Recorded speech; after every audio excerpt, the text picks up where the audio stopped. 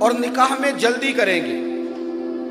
نبی پاک صلی اللہ علیہ وسلم نے کہا نوجوان مردوں، اے مسلمان بچوں، اگر تم سے ہو سکے تو نوجوانوں نکاح جلدی کرو، اور اگر طاقت نہیں رکھتے تو روزے رکھو۔ نکاح جو ہوتا ہے نا، نکاح اس سے بندے کا ایمان محفوظ ہو جاتا ہے۔ حضور صلی اللہ علیہ وسلم نے فرمایا یہ نصف ایمان ہے نکاح۔ فرمایا نکاح میرا طریقہ ہے، نکاح میرا۔ یہ لبرل لوگ ہیں نا، لبرل لوگ آزادی رائے کی بات کرتے ہیں، اب تیزی کے ساتھ یہ چیزوں کو پرموٹ کر رہے ہیں۔ اتنی جلدی کیا ہے شادی کی، تھوڑی موج کر لے، تو کس چکر میں پڑ گیا ہے۔ اور اب تو شادی کی برائیاں بیان ہونے لگی ہیں، ناراض نہ ہونا، کچھ لوگ شغل میں مذاق میں لوگوں کا تو ابھی شادی کر لے گا، تو کس چکر میں پڑ گیا، 4 دن گھوم لے۔ یہ وہ سوچ ہے جو سوچوں کو ناپاک کرے گی، یہ وہ سوچ ہے جو خیالات کو پراگندہ کرے گی، یہ وہ سوچ ہے جو آپ کو بکھیر دے گی۔ نکاح ایک بڑا بہترین طریقہ، بہترین۔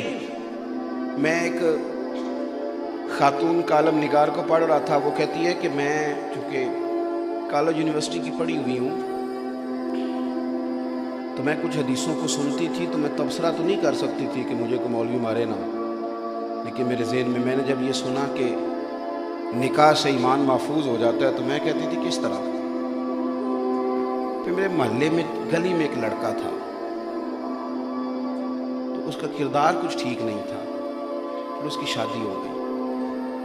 اس کے بعد بھی اس کا کچھ ماحول خراب رہا۔ جب اس کی بیوی میکے جاتی، والدین اس کے موجود نہیں تھے، تنہا رہتے تھے، اس کے بعد بھی میں دیکھتی کہ مجھے لگتا کہ یہ کچھ چیزیں غلط کرتا ہے، ٹھیک نہیں ہے۔ کہتی ہے پھر اس کا 1-2 بچہ ہو گیا، تو اس کی بیوی نے میکے جانا بالکل ختم کر دیا۔ اس کا میکے جانا بالکل ختم ہوا ہے، تو اس کے خامد کا کردار بھی صاف ہو گیا۔ وہ کہتی ہے اس کے پاس کوئی موقع نہیں ہے گناہ کا۔ اب میں نے دیکھا ہے کہ وہ آہستہ آہستہ مسجد کی طرف رجحان بھی کر گیا۔ پھر ایک دن میں نے دیکھا کہ اس کے خوبصورت چہرے پر سیاہ داڑھی بھی نکل آئی ہے۔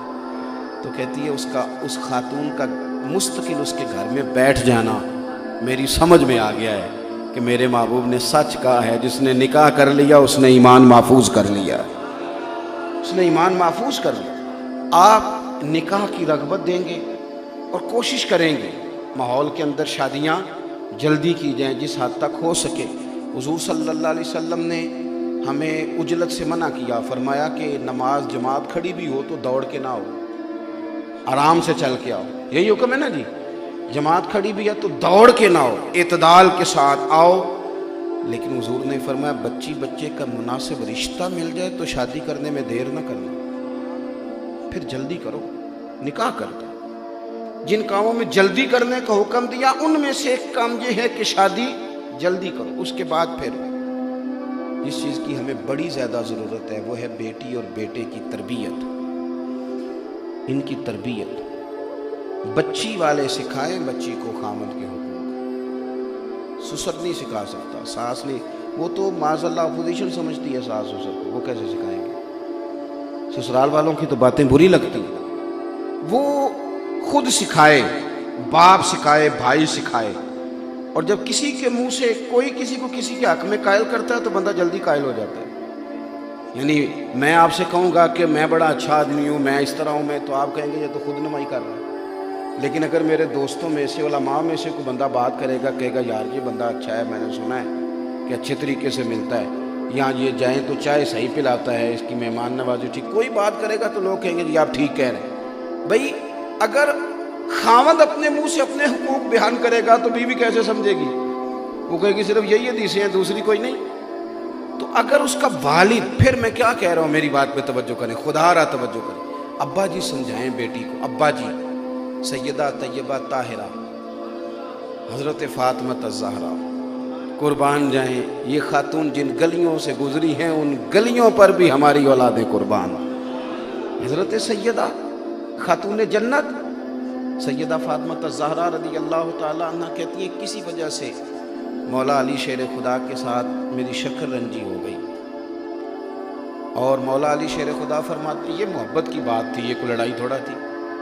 کہتے ہیں حضرت علی شیر خدا کی آج بات میری وجہ سے بڑی تھی، ہو جاتی ہے نا کبھی پیار میں بات، میری وجہ سے بات بڑھ گئی، حضور تشریف لائے، سمجھ گئے کہ آج بات علی کی وجہ سے بڑھ گئی، قربان جائیں۔ یہ کائنات میں دھرتی پہ نظارے کہیں نہیں ملیں گے۔ اہل بیت نبوت کا یہ خوبصورت آنگن، اس کی چاشنی، آپ ہم شعر پڑھ لیتے ہیں، آپ سن لیتے ہیں، کبھی اس کی گہرائی میں تو اترے نا۔ فاضل بریلوی کہتے ہیں یہ اس آنگن میں جو لوگ بستے تھے وہ نور والے تھے سارے، نوری لوگ نوری، تیری نسل پاک میں ہے بچہ بچہ نور کا، اور تو ہے عین نور تیرا سب گھرانہ نور کا۔ نبی پاک صلی اللہ تعالیٰ علیہ وسلم سمجھ گئے کہ آج بات، لیکن طبقات ابن سعد میں روایت موجود ہے، حضور نے سیدہ فاطمہ الزہرا سے بات کی، اس لیے کہ جتنی جلدی بیٹی باپ کی بات سمجھتی ہے، بھائی کی سمجھتی ہے، وہ جانتی ہے کہ یہ میرا بڑا ہمدرد ہے۔ حضور نے کہا فاطمہ علی تمہارے شوہر ہیں، ضروری نہیں جو تم کہو فوراً مانے، ذرا توجہ کی ضرورت ہے۔ مولا علی کہتے ہیں میں دور کھڑا سن رہا تھا، سمجھا حضور سیدہ کو رہے تھے، آنسو میرے نکل گئے، اور میں دوڑ کے آیا، ہاتھ چوم کے عرض کی محبوب فاطمہ سے کچھ نہ کہیں، آپ میری طرف توجہ کریں، نگاہ کرم کریں، میں انشاءاللہ آئندہ خیال کروں۔ آپ غور کریں گے ان چیزوں کو، آپ اور بچے کو بھی تھوڑا میں آپ کو ایک بات عرض کروں، باقیوں کے ساتھ آپ کا وقت کبھی کبھار گزرتا ہے، دوستوں کے ساتھ، یاروں کے ساتھ، شادی کے بعد ماں باپ کے ساتھ بندے کی ملاقات محدود ہو جاتی ہے، گھنٹوں میں، 2 گھنٹوں میں، 4 گھنٹوں میں، اس کا مستقل وقت میاں بیوی کا گزرنا ہے۔ ہم صرف ایک بات کرتے ہیں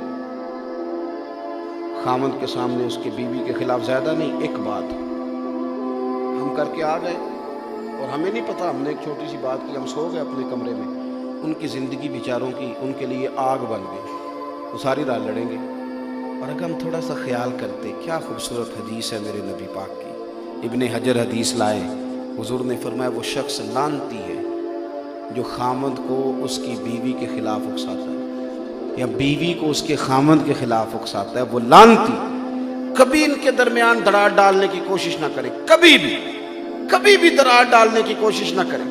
حضرت سیدہ عائشہ صدیقہ رضی اللہ تعالیٰ عنہ اور سرکار موجود تھے، تو کسی بات میں کوئی اسی طرح بات چیت ہو رہی تھی تو مولا علی آ گئے، حضرت ابو بکر صدیق آ گئے، اور حضرت سیدہ عائشہ صدیقہ رضی اللہ تعالیٰ عنہ کو ڈانٹنے کے لیے آگے بڑھے، تو حضور نے فرمایا ابو بکر آپ جائیے، اللہ خیر فرمائے گا، آپ جائیے۔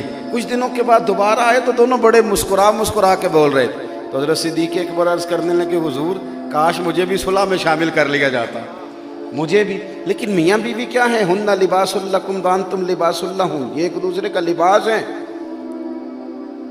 کبھی خامن کا حق نہیں بنتا وہ بیوی کے باہر بیان کرے، کیوں کہ وہ تو اس کا پردہ ہے، وہ تو لباس ہے، اس میں کچھ ہے ہوگی بھی تو خامن تو چھپائے گا، کیونکہ وہ لباس ہے، لباس ہی تو عیب چھپاتا ہے بندے کی۔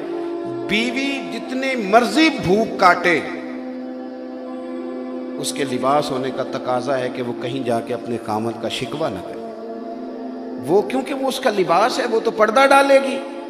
اور پھر ایک بات اور یاد رکھنا، انسان بغیر لباس کے سونا بھی نہیں لگتا۔ میاں بیوی ایک دوسرے کا لباس ہے، لباس بندے کو زینت والا بنا دیتا ہے، زینت والا۔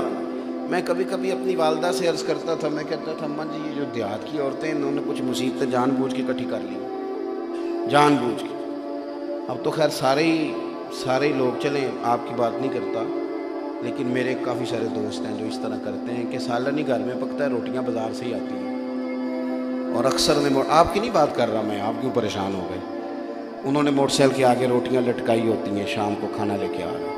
ہماری اماں کہتی تھی کبھی اگر بازار سے صبح کے وقت نان آتے تو کہتی تھی یہ میری انسلٹ ہے، لوگ کیا کہیں گے کہ روٹی نہیں پکاتی گھر میں، خبردار۔ میرے ابا جی جانے لگتے نا سادی عورت دیہات کی، وہ کبھی جانے لگتے باہر تو ان کے کپڑے بغیر استری کے پہن کے وہ نکلنے لگتے تو اماں دروازے پہ کھڑی ہو جاتی، کہتی آپ کا کیا بگڑے گا، لوگ تو یہی کہیں گے نا بیوی استری نہیں کر کے دیتے، تو آپ واپس جائیں، پہلے کپڑے میں نے استری کر کے رکھے وہ تبدیل کریں، میں تھوڑی جانے دوں گی آپ کو۔